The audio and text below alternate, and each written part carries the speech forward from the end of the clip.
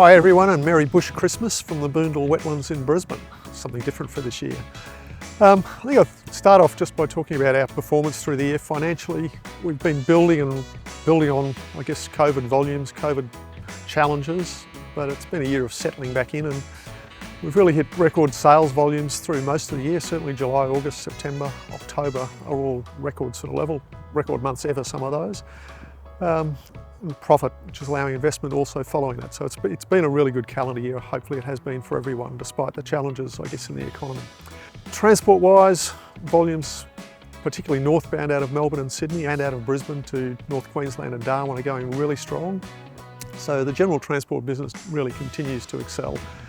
Warehousing has been a year of, I guess, rebuilding. We've had Dakin move out of a number of our warehouses, and we've replaced most of their volumes with customers, some notable ones like Honda, Temperzone and others. We've got some capacity in Adelaide that we still need to fill, but Melbourne and Brisbane are going very well. Project logistics has had a really good year as well, and in June they started off with a major project out of Perth and Melbourne to Rockhampton, or to the Fitzroy River to Gladstone, in fact, is where the pipeline's running. So that has kept them busy since June and will do through probably June next year. Defence has also had a pretty solid year. There was the major exercise in Shoalwater Bay, and there's just been ongoing smaller movements through the year, which has kept John and a lot of our line haul fleet and certainly our contractors busy.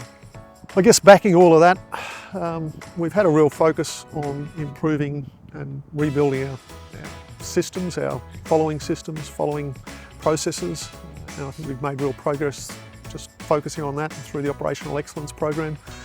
That Operational Excellence, we've just a few hours ago had our last meeting of the year that involves a lot of middle management supervisors, leading people through all of the branches, and that's been a really good program. It's improved communication, it's improved outcomes generally. And leading on from that, we've had our first Young Leaders Academy. About eight people went through that in Melbourne a couple of months ago, and that program will continue for the next 12 months or so, 8 or 9 months anyway. I guess customers generally, I mentioned record sales, but for the most part customers have had a good year. It's been up and down for some, but I guess the diversity amongst our customer base has enabled us to still record sales despite some customers being down and others up, and a little bit of growth. We haven't grown and haven't really had the opportunity to grow our warehousing business just because of the availability of warehouses. I think that was something I mentioned last year, and it's still very much the case this year. Calendar 24, I think we'll see more of the same. I think we're rebuilding our sales team to be focusing more on growth. Certainly general freight out of Sydney and Brisbane is needed with the growth we've seen northbound out of Melbourne and Sydney. We need more general freight out of Sydney and Brisbane, so that sales team being rebuilt and some hunters getting on the road. Daniel Phillips has started in Brisbane in the last few weeks, and that'll be a real focus for calendar 24. We've finished over the last 2 or 3 years some very delayed deliveries of equipment, but we've invested $5 or $6 million over the last couple of years in trucks, trailers, forklifts, some utes and cars and other things, and electric vehicles to get to know how electric cars work, and how they're maintained and those sort of things, the benefits and the problems with them. And at some point we'll seen some trials of electric trucks in the fleet, and we'll see some entering service at some point, no doubt. During the year we had a couple of major milestones with the retirement of Chris Rose and Trevor Kemp. Chris with about 30 years of service, and Trevor with over 40. I also caught up with Billy Barwick, who retired a few years ago. Many of you would be aware, many of you have dealt with Bill for most of his 20 plus years with us.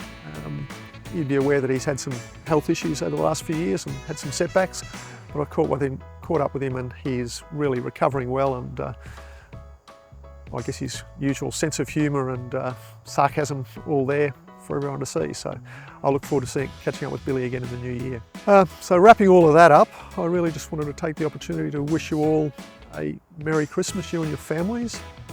Visiting Adelaide and Perth and Darwin last week, but talking to Jimmy in Adelaide, he really wanted to reflect on our use of the word teams.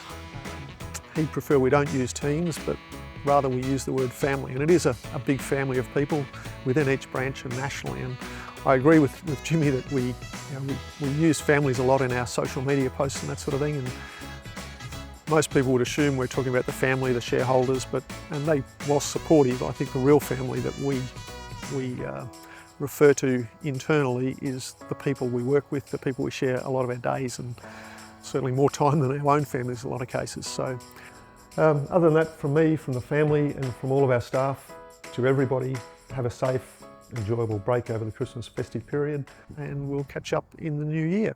Thanks.